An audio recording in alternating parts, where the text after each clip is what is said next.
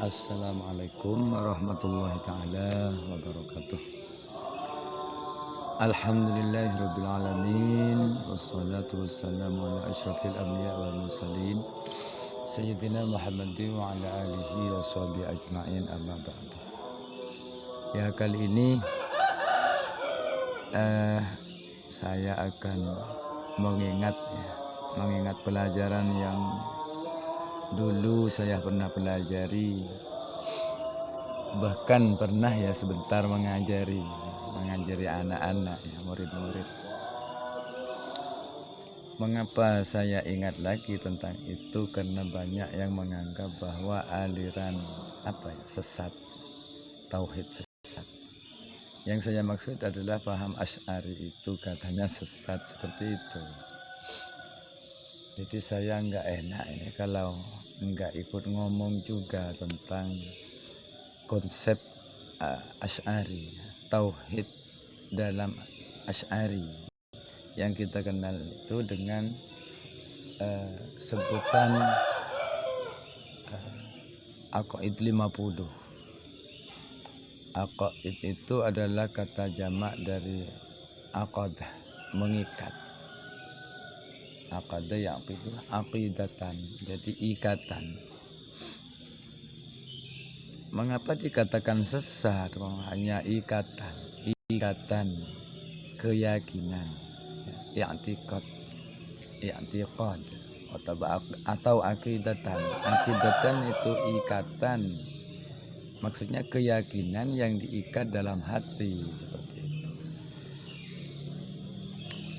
Saudara seiman, seagama, dalam konsep Asy'ariyah itu dikenal dengan Aqaid 50. Nah, yang pertama yang kita kenal dengan sifat wajib yang 20. Ya, lawan-lawannya atau kebalikannya 20 jadi 40. Kemudian ada 4 sifat wajib bagi para utusan, jadi 44. Ya. 4 sifat jaiz semua hal bagi para utusan menjadi 48. Tambah sifat jaiz bagi Allah 1, tambah sifat jaiz bagi para utusan 1, 2 ya, menjadi 50. Dikenal Aqaid 50 seperti itu. Nah, dalam Aqaid 50 itu yang pertama adalah yang dikenal dengan sifat nafsiyah ya, sifat kedirian. Apa sifat nafsiyah itu? Ya satu sifat nafsiyah yaitu wujud. 2 sifat salbiyah, qidam, baqa, mukhalafatu bil hadits, qiyamuhu bi nafsihi, wahdaniyah. Kemudian ada sifat ma'ani, kudrah, iradah, ilmu, hayat, sama, basar, kalam. Ada sifat ma'nawiyah, muridan, aliman, hayyan, sami'an, basiran, mutakalliman, seperti itu. Coba kita urut ya, mari kita urut dari yang pertama, wujud. Mengapa ada sifat wujud? Ya, karena wujud itu adalah wujud Allah adalah sesuatu yang ada. Ya. Jadi wujud Allah atau zat Allah itu ada. Jadi semua sifat, baik sifat yang disebutkan dalam Al-Quran, nama-nama sifat-sifat Allah yang disebutkan dalam Al-Quran yang dikenal dengan Asmaul Husna, atau nama-nama yang lain yang ada di Lauh Mahfuz, yang ada di kitab-kitab lain, yang ada di Aras, yang jumlahnya sampai 4 ribuan. Itu semua menempel pada zat kan. Nah, mana mungkin bisa dikatakan ada sifat kalau tidak menempel pada zat. Maksudnya sifat-sifat itu adalah sifat-sifat zat itu. Nah, mana mungkin ada zat kalau tidak disifati dengan sifat wujud, maksudnya begitu. Jadi wujud itu memang dalam Al-Quran tidak ada sifat wujud, tapi dalam Al-Quran sudah jelas. Qul huwallahu ahad. Katakan bahwa dia itu satu. Ada lagi lillahi ma fis samawati wa ma fil ardi, milik Allah apa yang ada di langit dan apa yang ada di bumi. Berarti wujud Allah itu ada, berarti itu. Ada lagi Allahu la ilaha illa huwal hayyul qayyum. Allah lah yang tiada Tuhan selain Dia. Ada yang maha hidup dan maha berdiri dengan sendirinya. Jadi wujud itu adalah sesuatu yang wajib ada, yang wajib ada, karena tidak akan ada sifat kalau tidak ada yang disifati, seperti itu. Nah, wujud di sini maknanya ada. Jadi wujud itu maknanya ada. Siapa yang ada? Ya Allah. Dalam Al-Quran banyak saya sudah sebutkan tadi tentang wujud Allah. Kalau secara akal, ciptaan alam ini tidak mungkin ada kalau tidak ada yang mencipta. Bunga-bunga, tumbuh-tumbuhan, pohon-pohon dan lain sebagainya, gunung, batu dan lain sebagainya, air. Itu tidak akan ada ciptaan tanpa adanya Allah Subhanahu wa Ta'ala. Jadi wujud itu adalah merupakan sifat pertama dalam konsep Asy'ariyah. Karena sekali lagi wujud itu adalah sesuatu yang mempunyai sifat. Kita orang ini. Jadi sifat-sifat itu menempel pada wujud Allah. Yang kedua adalah sifat qidam. Qidam bermakna dahulu. Qadim bermakna dahulu. Jadi Allah itu maha dahulu, tidak ada yang mendahului. Huwal awwalu wal akhir. Dialah yang maha awal. Yang kedua sifat qidam itu, qidam, baqa itu seterusnya itu sifat salbiyah. Ada 6 sifat ya. Qidam bermakna dahulu, baqa kekal, mukhalafatuhu lil hawadis, Allah membedai kepada segala yang baru, qiyamuhu binafsihi, Allah berdiri dengan sendirinya tanpa bantuan siapa-siapa, wahdaniyah dan tunggal, esa, satu. Qidam, baqa, mukhalafatul hadis, qiyamuhu binafsihi, wahdaniyah. Oh ya, 5 ya, 5. Jadi 5 sifat ini adalah sifat salbiyah. Maksudnya salbiyah itu makna mencabut. Artinya sifat ini mencabut dari sifat-sifat makhluk. Makhluk tidak akan mempunyai sifat-sifat seperti ini maksudnya. Contoh, qidam, tidak ada makhluk yang bersifat qidam dahulu. Baqa, kekal, tidak ada makhluk yang bersifat seperti ini.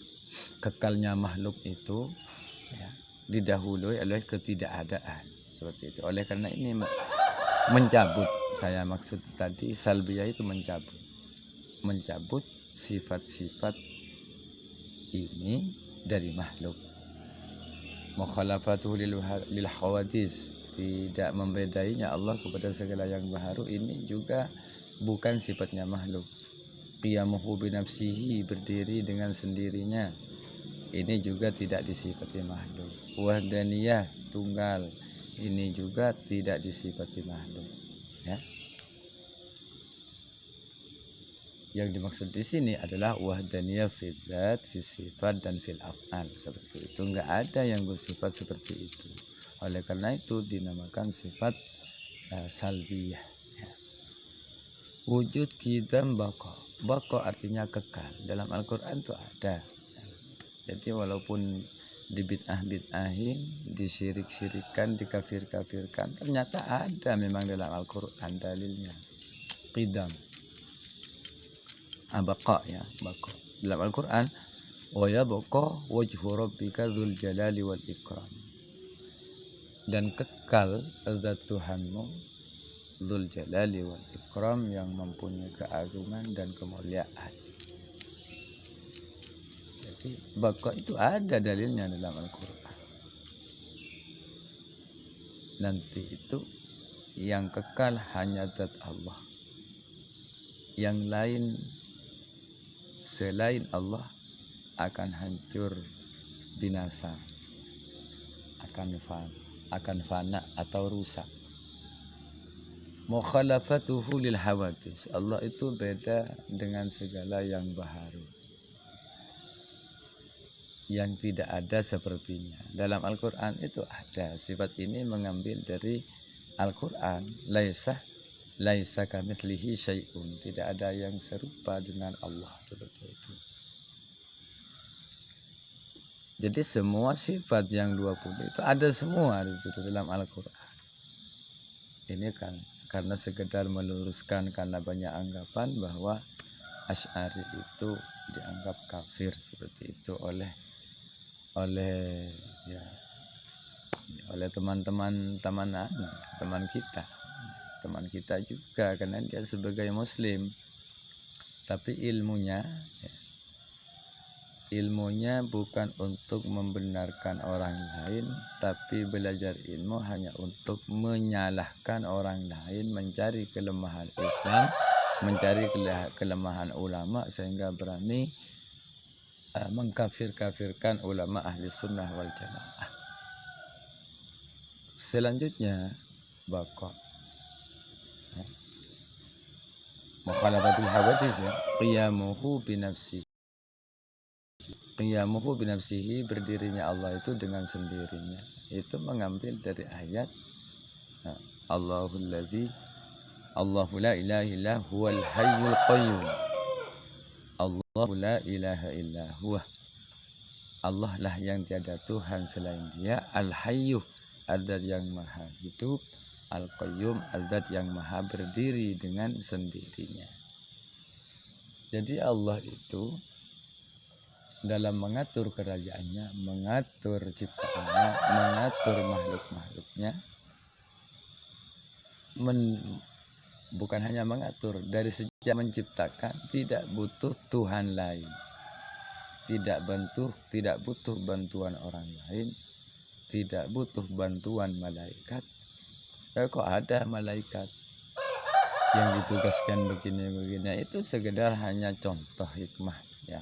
Hikmah yang dapat diambil bahwa kita diajari untuk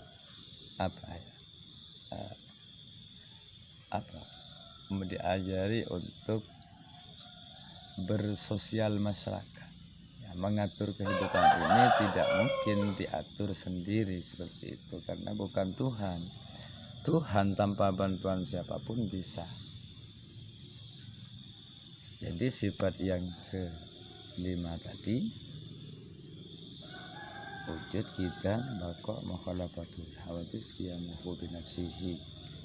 Nah, qiyamuhu binafsihi sudah saya jelaskan tadi, bahwa itu ada dasarnya.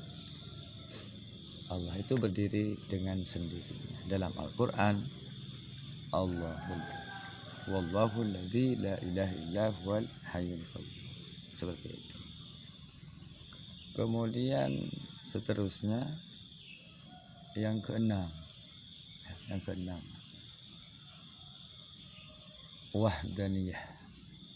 wahdaniyah bermakna tunggal. bermakna satu. Ada wahdaniyah fi sifat. Jadi sifatnya Allah itu satu dalam sifatnya, maksudnya enggak ada makhluk lain yang punya sifat yang persis sama dengan sifat Allah. Ada wahdaniyah fidzat. Wahdaniyah fidzat, satu dalam zatnya. Artinya Allah itu tidak berbilang. Allah itu satu. Qul huwallahu ahad, Allah itu satu. Allahus samad, Allah tempat meminta. Lam yalid, tidak diperanakkan, walam yulad, dan lam yalid tidak punya anak, walam yulad, dan tidak diperanakkan, walam yakul lahu kufuwan ahad, dan tidak ada seorang pun yang serupa dengan Allah. Nah, ini juga kembali kepada yang tadi, mukhalafatuhu lil hawadis, membedai Allah dari segala yang baru. Jadi bisa dikatakan, bisa mengambil dari ayat ini, mukhalafatuhu lil hawadis, mengambil dari walam yakun lahu kufuwan ahad, dan tidak ada yang serupa seorang pun dengan Allah, seperti itu. Untuk selanjutnya, wahdaniyah itu ada wahdaniyah fidzat, ada wahdaniyah fi sifat, ada wahdaniyah fil af'al. Yang dimaksud wahdaniyah fil af'al itu satu dalam perbuatan Allah. Maksudnya Allah itu sendirian dalam menciptakan alam ini. Allahul ladzi khalaqas samawati wal arda fi sittati ayyamin tsumma stawa 'alal 'arsy.